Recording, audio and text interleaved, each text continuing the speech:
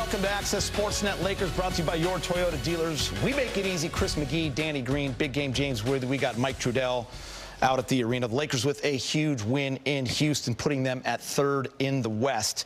They've now won 6 in a row, 9 out of 10. In the last 8 days, they beat the Knicks, the T-Wolves, the Nuggets, and now the Rockets. A late 15-2 run to win it. But I got to start with the defense, Big Game James. They held Kevin Durant scoreless until the final 30 seconds of the second half. He only had 2 points in the second half. They forced 24 Rocket turnovers with that trap that the Houston Rockets could not solve. 92 total points for Houston. Yeah. That is a gutsy, I don't care if it's ugly, it is a big win. Lakers had 14 steals too, so they were active tonight. You know, I think the defensive strategy worked to kind of get the ball out of Durant's hand and force it into someone else's hands down the stretch in the fourth quarter. I think that was the key, and then they were able to rebound the basketball. For a while, Houston was getting just about second opportunities every shot they had. In the third quarter, it was just demoralizing. But I think once they solved that and put pressure on other players to perform, I think that was the key. Durant wasn't the savior, and no one else could knock it down because of that tenacious defense, causing turnovers. They got quite a few steals for easy buckets. So, yeah, defense wins. Yeah, I mean, Houston just looked out of sorts all around. This is kind of, I guess, what you see when you're missing a point guard and your other point center in Sengun. But on both sides, it was ugly. Offensively, there was a lot of missed shots, and not a lot of some good ball movement, some good looks. Just couldn't find the rim. There was a lid on both sides. Turnovers on Houston's side, you know, Lakers did a great job of trapping. Sometimes a little too passive in their traps, but they forced KD to make some decisions. He turned it over a couple times, and they just stuck with it. This was a game of wills. Who's going to do the dirty work? And it ended up being the Lakers and DeAndre Ayton, you know, getting some offensive rebounds, getting in the paint. Because, you know, when the game gets ugly like that, a lot of teams like to settle and shoot a bunch of threes. You know, Lakers didn't do that. So they ran the floor. They got some inside paint points with Ayton, and then Smart hit a knockdown 3 for them. But, yeah, this was a gutsy win. They just showed more maturity than Houston. Houston looks like they have a long way to go. Since a team that has been knocked for a lot of the year because of their defense, defensive personnel, the big three playing at the same time, since the All-Star break, they have been able to adjust in game. They've shown different looks. JJ and the staff have been magnificent, and the guys have executed. And, James, they were 1 for 15 at one point, the Lakers, in the fourth quarter. I think they had 4 points 8 minutes into that fourth, but were still tied or with a 1-point lead. They were 0 for 9 until Marcus Smart once again comes up clutch and hits that big three. But a late 15-2 run to separate was great. Yeah, after, what, a 7-minute drought? No field goals. No field goals. And we were watching the game. I was like, my goodness, they can't hit the ocean. But their defense held up. They were able to stop the Rockets from hitting enough to keep it close. And then Luka came back in the game. You know, as you mentioned, Ayton started getting some little donuts inside. And then they prevailed. Luka hit a big shot. And then Marcus, we talked about Marcus. You know, he might not be hitting a big percentage, but he's not afraid to take the shot. So, you know, they prevailed, and the defense is getting better each game that they go out. Started with New York, and it's gotten better each game. If they continue this way, that'll hold them up when they're not shooting the ball as well. I know Luka played 40 minutes, but it looked like, or it seemed like, he was out the game for a long time. But when he finally came back in, he got the one little post bucket that kind of got things going and, you know, kept them settled. But, yeah, you got to give a lot of credit to those other guys. You know, Jake LaRavia was great on the board tonight, getting steals and doing little things. Marcus Smart, same, you know, second, you know, blue-collar plays, secondary actions. DeAndre Ayton down the stretch. You know, so those guys were huge in this win. This is a gutsy win. And to continue to not only win games in this 10-game span, but against teams above 500 that you mentioned, like the Minnesota Timberwolves, the Knicks, the Denver Nuggets, and now the Houston Rockets, and they got to play them again. You better believe they're going to come back with a little more edge. So what do you do now? I feel like a lot of character shows in the second game. We'll see who the Lakers really are and what they're made of. I loved what you said to me right before we went on air. You said, you know, you go there for a split, but now get greedy and get both. Yeah, I mean, that's got to be the mindset. Treat it like a playoff series. You know, you don't go in to steal, you go in to take two. Yeah, I like that. Yeah. Hey, I want to talk Luka because it was funny. We were all saying, man, can we get him back in the game? Because the Lakers were looking to scratch, and it is so nice to have a guy like that down the stretch. Look at this, most 30-point games in Lakers history. Big game, you had a few more seasons than Luka, but you did it 52 times, and I know you are happy to share it with Luka at this moment until he breaks it probably 2 days from now. But Luka, 52 and climbing. Lakers history. James, he was there for, I don't know what, 20-something games last year. Yeah. And then just season this and a season. half. Yeah. And he's already got 52. That's pretty amazing, right? Still great to see your name on there. I'm shocked. I didn't know I was on there. I'm like, whoa. I made the list. Nah, man, but Luka, man, he can get that in his sleep. If you guys could have seen James looking at that list, like, I'm on that list. I had no idea. Don't get too many 30-point games with Magic and Kareem. But, yeah, Luka, man, he can get 30 whenever he wants in the first quarter if he wants to. But I just like the way he's enhancing the whole team, though, Geeter, as he's, scoring big numbers. Danny, he's just hard to stop, man. Yeah, that first quarter looked like he was definitely going for 40. First half, he had 23 at the half. So it kind of slowed down because he didn't play as much in that fourth. But he's been doing this all season long. And probably would have more assists if they would have made more shots. But, he did the little things that he needed to get done. And down the stretch, made big plays, especially with, getting closer to the basket and getting an easy one first. So, yeah, Luka does what he's supposed to do. Again, we just got to see what the other guys can step up and do. Hopefully have bounce-back games next game around and step up. So I just want to clarify something. Luka's got – that's as a Laker? That's as a Laker. It took you a minute. Not just as a Laker. I was waiting for you. It took me 14 years. He's got his in a year and a half. Isn't that wild? He's going to catch Anthony Davis. Anthony Davis I didn't shoot the three. He's here for like 4 years. Yeah, I mean, he's listen. We've run out of ways to describe him. The adjectives. I mean, we savant, the brilliance. We talked about it at halftime too. I mean, just the way he opens that game with 16. He's got 23 at the half, and just listen. When you need a bucket at the end of the game, we saw it in Denver, and we saw it right here when they needed that one. And he's in the corner. He gets in there into the little jump hook. I mean, it's who he is. Dan, it's who he is. Pretty amazing. Yeah, time and time again. You're going to need that in the playoffs. Going to need it. Time to hear from Coach J.J. Redick, brought to you by your Toyota dealers. J.J., you kind of hinted at this pregame. It might be a little bit of a slugfest. How did you feel like you were able to prevail ultimately in that?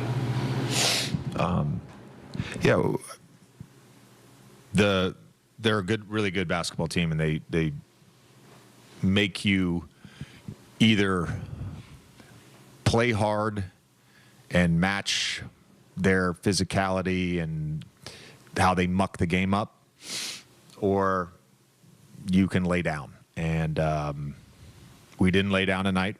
We had a deficit there in the third quarter. Our guys just kept playing.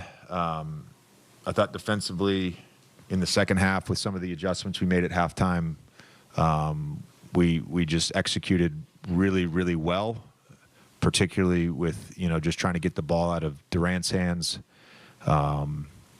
Forced 9 turnovers in the fourth quarter doing that, and just a terrific defensive second half for us.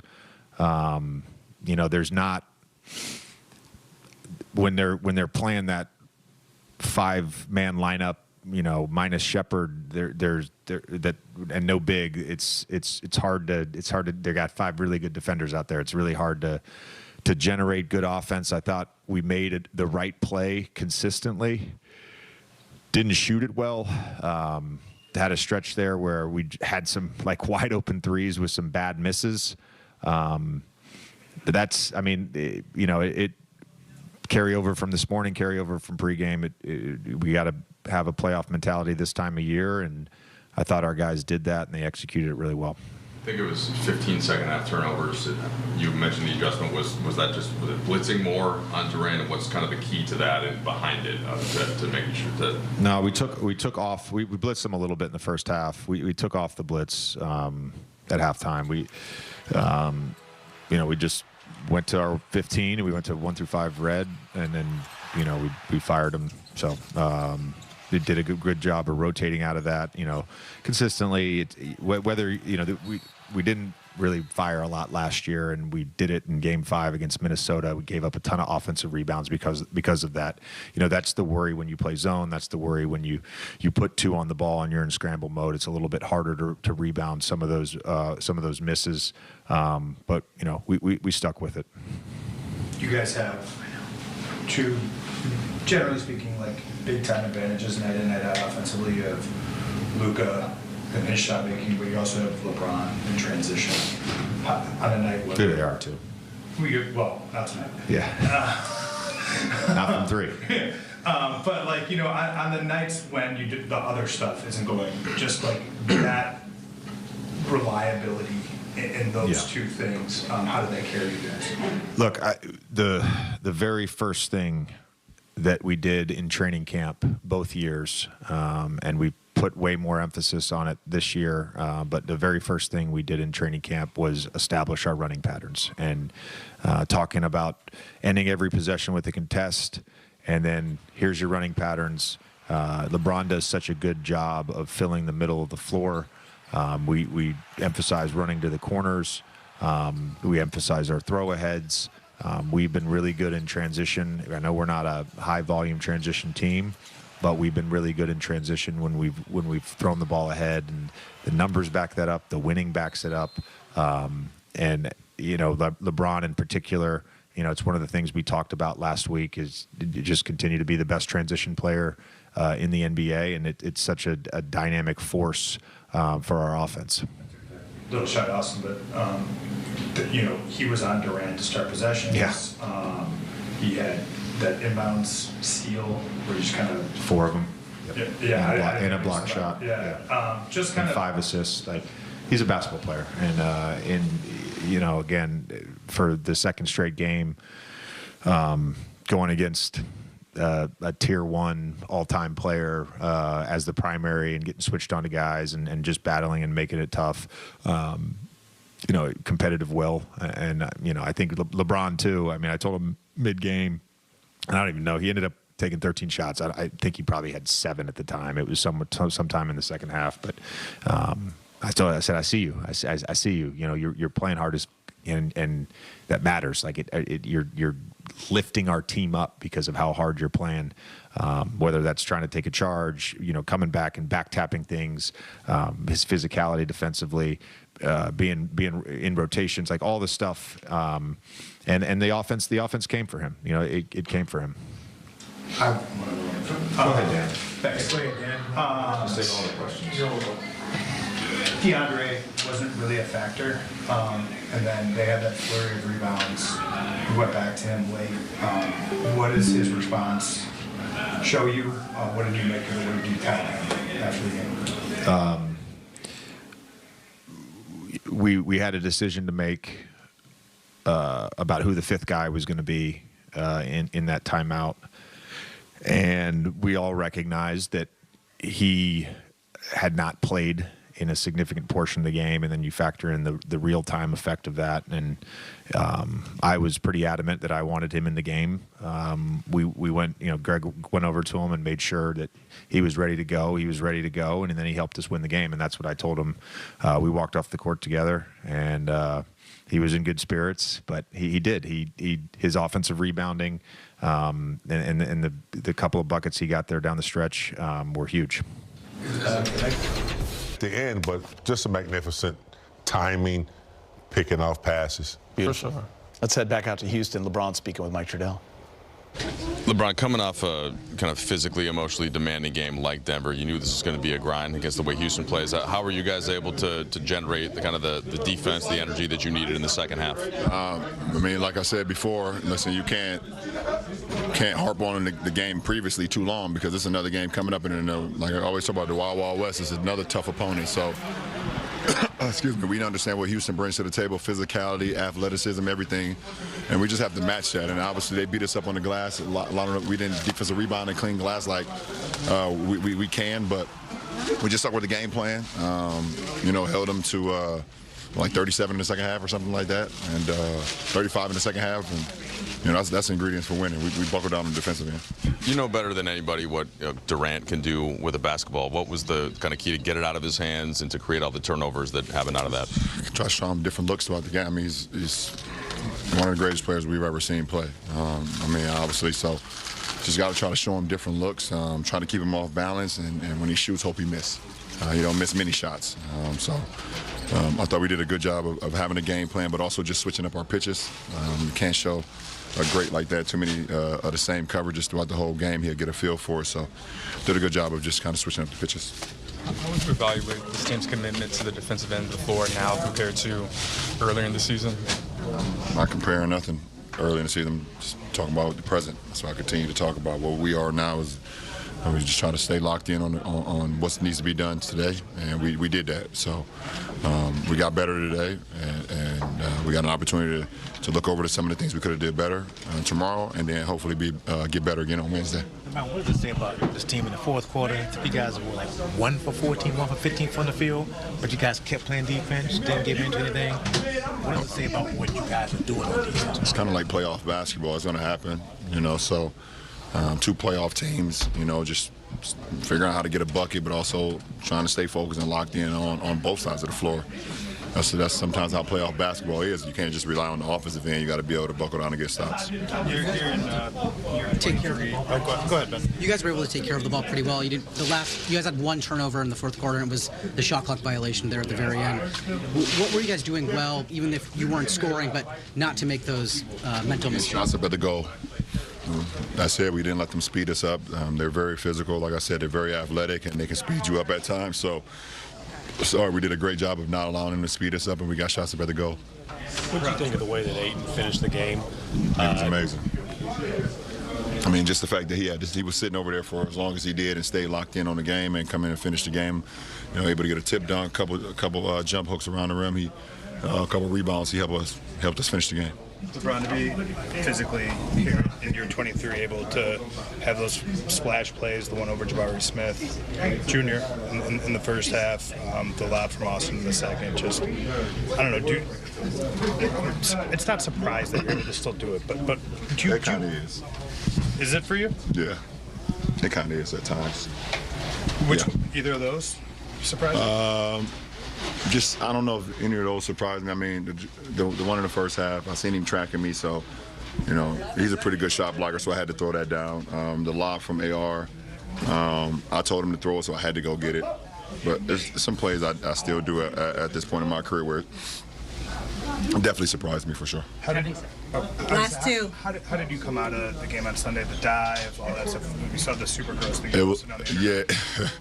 I didn't even show you the one on my hip, by the way. Yeah, I wasn't gonna post that. That's too much. I was pretty banged up on the flight. Obviously, we had to get on the plane the next day, so I was pretty banged up on the flight coming here, and pretty banged up, you know, last night.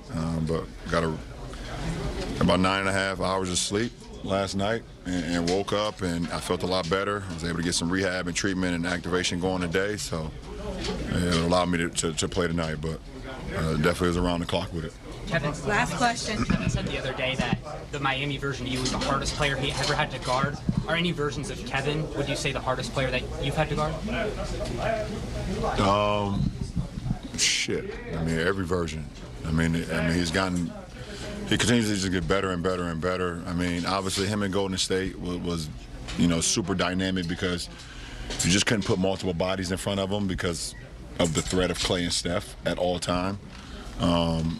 You know, so that was super dynamic, and also his time in Brooklyn too. When you know, obviously a little bit of the smaller sample, but when Kyrie and James was out there, you couldn't put multiple bodies. Anytime you can't put multiple bodies in front of a great like that has that ability to score the ball is very challenging. You know, and also we had our battles in the finals too. I mean, obviously, listen, even when he was young, and you know, when him and Russ and James, he's never not been great at basketball. So, every version. Let's talk LeBron. He got a lot of praise from JJ just on the level, the effort, the efficiency. Just 13 shots, still ends up 18, 5 and 5. We talked about kind of what it took to get there, Danny, to play tonight after the Nuggets game, but he continues to amaze at 41. Yeah, and I think the small things are what amazes people. It's impressive to see him dive on loose balls, you know, rebound, box out, like doing the little things. If this guy at 41 can do it, there's no excuse for anybody else to not run the floor on defense, on offense, you know, get deflections, get steals, still finish at the rim and be aggressive. You know, some guys you just like begging, oh, go get the rebound, you know, go attack the rim. You don't have to ask LeBron to do any of those things. And again, the icing on the cake is him just said, doing the Marcus Smart plays, diving on the floor like head first, looking like Dennis Rodman. You just don't see that from many guys, especially a 41-year-old that's accomplished everything and broken every record in the book damn near. So you got to give him every time we see him play, we say got to appreciate it, and you give him his flowers as many chances as you can while we can.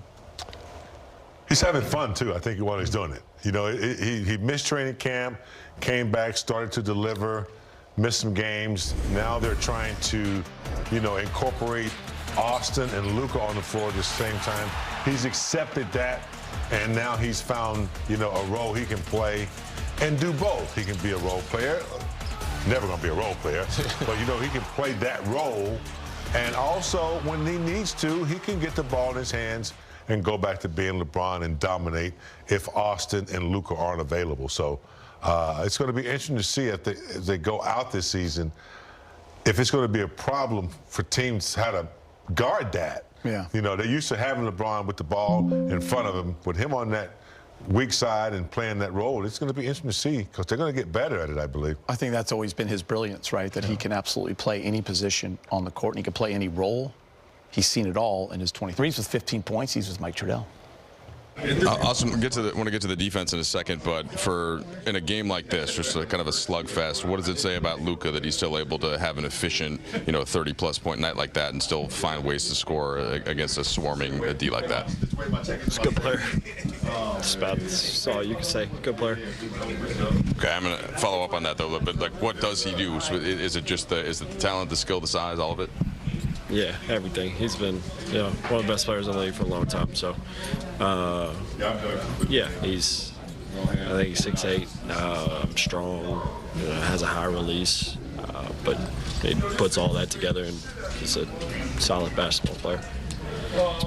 Shots weren't falling. Certainly, I know you'll include yourself in that, but you have 4 steals. That's part of the key to the turnovers. I think 22 forced on them, 12 points in the fourth. What was the just the defensive effort required for that, and how did you guys get that done?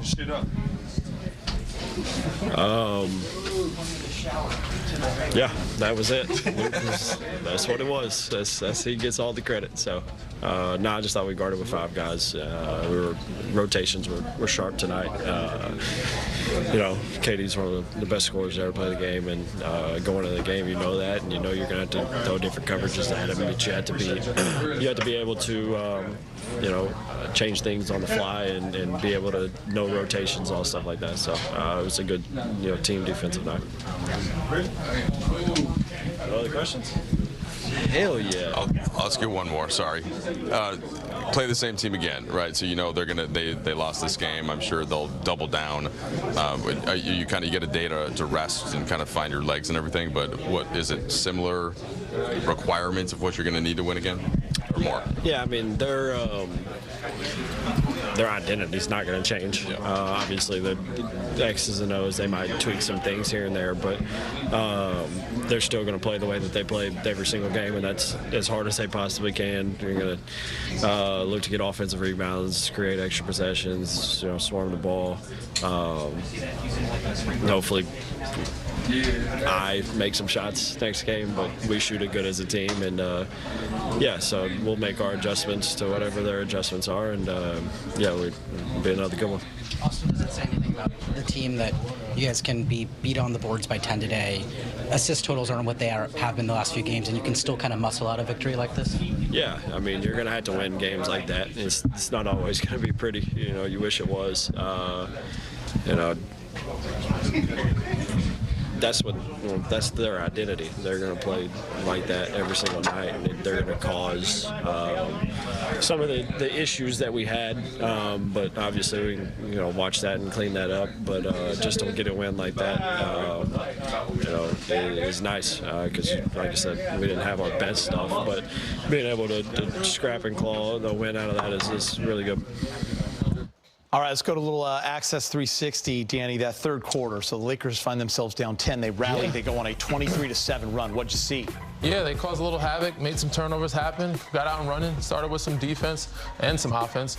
But, just making the right reads. Right here, DeAndre Ayton sets a really good screen for Austin Reaves. Miscommunication on the defensive end, Houston, not talking. He sees that, gets downhill to an easy right-handed layup. And that's kind of where it started for them. DeAndre Ayton right here is trying to slide his feet. Reed Shepard sees he has a mismatch, tries to get him left to right crossover. Marcus Smart sniffs it out, sees him coming downhill. Reed Shepard's got an easy dunk early in the game with this. Puts his body in the line, takes a charge. These small little plays, they matter a lot. Right here, getting some rebounds, boxing out a little bit. You see Amin Thompson's a man behind. Get out and running. I know we're not a transition team, but we got to run some, get some easy baskets. Get some swing. He's a second behind. Luke Kennard attacks. Find Rui for a tight little mid-range free throw line jumper. Easy. Right here, this is where it kind of started for us, the turnovers. They started trapping KD from different angles. LeBron gets a steal. The reason why he leads the NBA in transition points because he's best in the business. Also getting out and running, but also getting steals, creating turnovers, and getting to the basket. So he didn't get a layup there, but he got 2 free throws, and those little things kind of turned the game around for them. And that was obviously starting little by little, and then trapping guys like Kevin Durant, getting the ball out of his hands. When he's watching you, when he's not watching you, from weak side, when he turns his back, like Bron said, you got to switch your pitches up. You can't give anybody a steady diet because they'll figure it out. Yeah, right breakdown. Yeah, and the key words like chip away. If you're down or you're trying to come back, they did a really good job when they weren't making any shots defending. And then when they had to make shots in the fourth quarter, Luka came in. They hit the shots they needed to, Marcus shots. But the defense for that stretch that they weren't scoring was outstanding. I mean, that's the thing in sports, right? It's in the time you're little. Defense can keep you in games. Yeah. Right? Especially when the offense isn't going. Just like LeBron said in the playoffs, you cannot rely on your offense every single time. You have to get stops. There's a reason why I say defense wins champion. Same time, same place Wednesday. Lakers taking on the Rockets for second game in a row. Road trip continues on to Florida. Game against the Heat and Magic Thursday and Saturday. The Eastern Conference leading Detroit Pistons a week from today. And the trip finally concludes with a stop in Indianapolis to take on the Pacers. All the games can be seen right here on Spectrum Sports. Marcus Smart with the media. Okay. I hate you with the same thing I always hate you with. Make it mislead. Right? But that was a victory, though. It was. Especially just for, I had just missed one in the same spot not too long before that. And then, obviously, before that, I airballed the one at the top of the key. But, for my teammates, once again, to trust me, to give me another chance, and to believe in me, that's all I asked for. And, I went out there and knocked it down. But, yeah, it was tough. We needed it, and I came through. When you guys are playing defense like this, how good can you guys be? Especially that fourth quarter when you guys couldn't score. I mean, we can be really good. We all know it. Our offense is, top of the top, very talented. So, adding some defense like this, it makes us a really dangerous team. Now, our problem is staying consistent, right? That's something we've been working on. That's something we every day improving on. And we understand it, and we're going to try to continue to improve and get better in that end. How would you, gauge the consistency of that commitment, especially compared to where you guys were at earlier in the season, maybe like November, December? We're way up with the commitment part of that. We've exceeded where we were to start the season exponentially, right? You got a 41-year-old LeBron James diving on the floor, right? That right there speaks volume of where we were to where we at now and to where we're continue to try to go, right? You got Luka taking charges, getting steals, and moving his feet, right? We got AR taking charges, steals, moving their feet. you know, holding their own and not being liabilities. Then you got me picking up my pressure, DA, Jackson, and everybody else who comes in. We're all trying to elevate our game, not on the offensive end because we know we can do that, but on the defensive end, we're trying to take as much pride as possible on that. We're not perfect. We understand we have a lot still to get better at, but each and every day we're getting better. So the night, Danny Green. Yeah. Porzingis is on. Well, he played the Wizards. Yeah, so it's a good opportunity. Everybody's a big bucket baller against the Wizards. It seems like these days. But of course, Luka doing what Luka does. Western Conference Player of the Week, averaging 38, having a light 36 tonight. Jaylen Brown, Nickeil Alexander-Walker, 41 each. Big time numbers, man. Big time players. And Jaylen Brown should probably get more credit, even though he's Celtic, for what he's done with that group. Nickeil Alexander-Walker, he's a big key. I'm sure Minnesota's really disappointed they don't have him this year because he's been balling out of control all year long for the Atlanta Hawks. So, yeah. And then we got the big game, James's Impact Doors. Yes, sir, 100%. These are the guys that the starters love to have on their team because they do a little dirty work as they get the job done. I love Drew Holiday. Always liked his game. Plus 30. Real nice. Yeah, Josh Giddey. Missy, is that how you pronounce that? Missy. You use Missy? Yeah. 10 rebounds, 5 blocks, Geeter. Yeah, that's big time. That's big time right there. And, of course, Ayton coming through in the second 7-11. Well, the team's idle tonight. Lakers, Rockets were in a big one, and the Lakers now find themselves in third place at 43-25 after winning 6 in a row. The Rockets are in fourth at 41-26. Nuggets and Timberwolves tied 41-27. Remember, the Rockets-Lakers are tied in the season series 1-1, so that tiebreaker will be decided on Wednesday. The Suns did play tonight. They lost to the who did the Suns lose to? Boston, by the way. Celtics. Yeah, Celtics, yes. The Spurs beat the Clippers. So the Suns are now 4 games behind the Lakers. Lakers looking pretty good with 14 games to go, sitting above that line. For the second game in a row, the Lakers will take on the Rockets from the Toyota Center in Houston. 6:30 tip, pregame 5:30 right here on Spectrum Sportsnet. So, Danny, you assume both teams will adjust. I'm sure the Rockets are going to address what they think the Lakers will do in terms of the trap, trying to get the ball out of KD's hand. This is what happens in the playoffs when you play every other day. What are you expecting to happen for both teams? I expect it to be a night and day type of game. Hopefully not as bad offensively for either group, but I expect Houston's going to try to find a way to pick apart that trap. I don't know if Sengun's going to play or not, but if he does, I'm sure it'll help some with him being a point center and bringing the ball up some. But, I also expect the Lakers to make more shots. They got some good looks. They moved the ball around.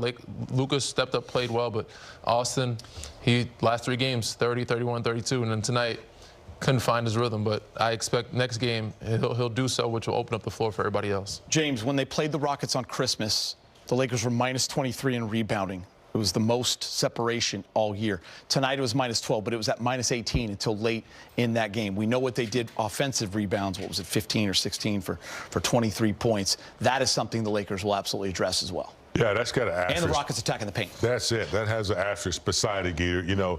They have to collective rebound. I think sometimes when you have a team like Houston, who's really good at rebounding, you got to get your guards back in there. You got to get those guards back into those elbows. A lot of times they're long shot rebounds coming off, but a lot of them Houston just went after them and got them. And that's when they hit those threes, those long threes. One time they had 4 possessions, man. Yeah. And they finally got the 4th one was a big 3. It just demoralizes your team when that happens. Yeah, there's no real excuse for it, especially when you got a guy like Sengun and no Steven Adams. Like Christmas, it made sense because those guys were playing. Those guys out, it's Clint Capella and company.